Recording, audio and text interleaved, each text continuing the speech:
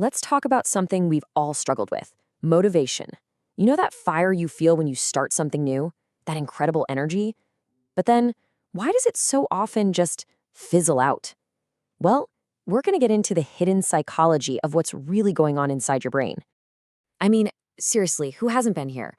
You buy the new running shoes, you get the fancy notebook for your big project, you're all in. And then a couple of weeks pass, and suddenly, nothing. The shoes are collecting dust. It's such a common feeling, and honestly, it's just plain frustrating. And you know what? The first thing we need to get straight is this. When that feeling fades, we almost always blame ourselves. We think, oh, I'm just so lazy, or I guess I just don't have the discipline. But that is absolutely not what's happening. The truth is way, way more interesting than that. This isn't some kind of character flaw. It's actually a feature of how your brain is wired. This is all about your brain's chemistry, the chemicals that create that initial spark, and more importantly, the reason that spark seems to disappear. So this brings us to what you could call the motivation paradox. And here it is. The very same chemical system that gets you all fired up to start something new is the exact same system that eventually makes you bored with it. Kind of weird, right? Let's break down how that even works. All right, the main character in this whole story is a little chemical you've probably heard of: dopamine. Now, a lot of us think of it as the pleasure chemical, but that's not quite the full picture. It's actually the chemical of anticipation. Your brain doesn't release it when you get the reward. It releases it when you just expect to get a reward. And this little detail is a huge deal. It clears up a massive misconception. We think dopamine is the pat on the back we get after the work is done. Nope, it's actually the thrill you feel just thinking about crossing the finish line. It's the excitement of the chase, not the capture. This is exactly why starting something new feels so incredible. When you set a new goal, your brain just goes to town picturing the outcome, the finished product, the new skill you've learned. That mental image alone is enough to trigger a massive dopamine hit, which makes those first few steps feel practically effortless. But as we all know too well, that initial high, it just doesn't last. This amazing system that gets us going also sets a little trap for us. And that trap is why our brain eventually gets bored with the exact same goal it was so obsessed with just a few weeks earlier. It seems totally backwards, doesn't it? If your brain loves this chemical rush so much, why would it just turn off the tap?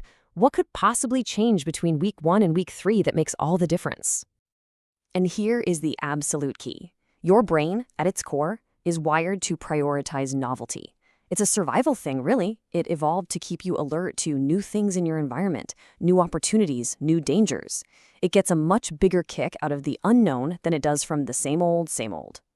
So, once your new project or your new workout becomes, well, a routine, the outcome isn't a surprise anymore. Your brain knows exactly what to expect, that exciting picture of success becomes familiar, and because it's not new anymore, that big dopamine rush just fades away. And boom. That right there explains so much, doesn't it? I mean, think about it. By the time February rolls around, the novelty of that whole new year, new you thing is completely gone. Going to the gym isn't an exciting new adventure anymore. It's just Tuesday. The dopamine is gone, and suddenly, willpower alone isn't cutting it. Okay, so we get the problem. But what on earth do we do about it? Well, the good news is that once you understand the rules of the game your brain is playing, you can start to work with its chemistry instead of always fighting against it. You see, the solution isn't about just gritting your teeth and forcing yourself through the boredom. The real trick is to reintroduce the one thing your brain is always looking for: novelty.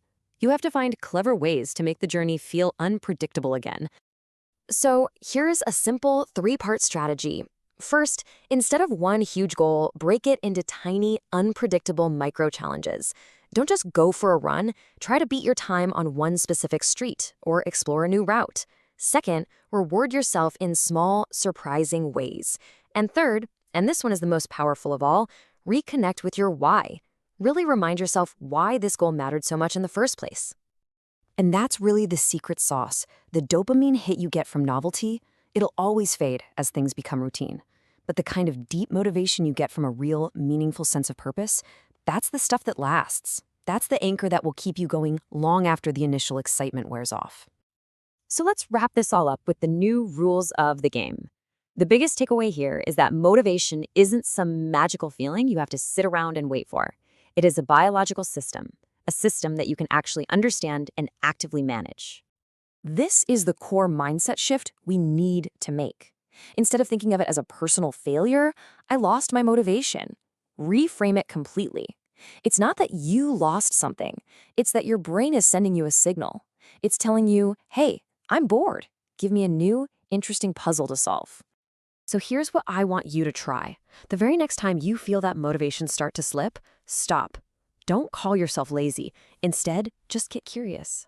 Ask yourself a simple question. Okay, what does my brain need right now? How can I make this just a little bit more interesting? So that's it. The hidden psychology of motivation.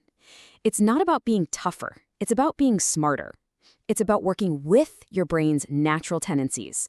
So now that you know the rules of the game, what game are you going to play?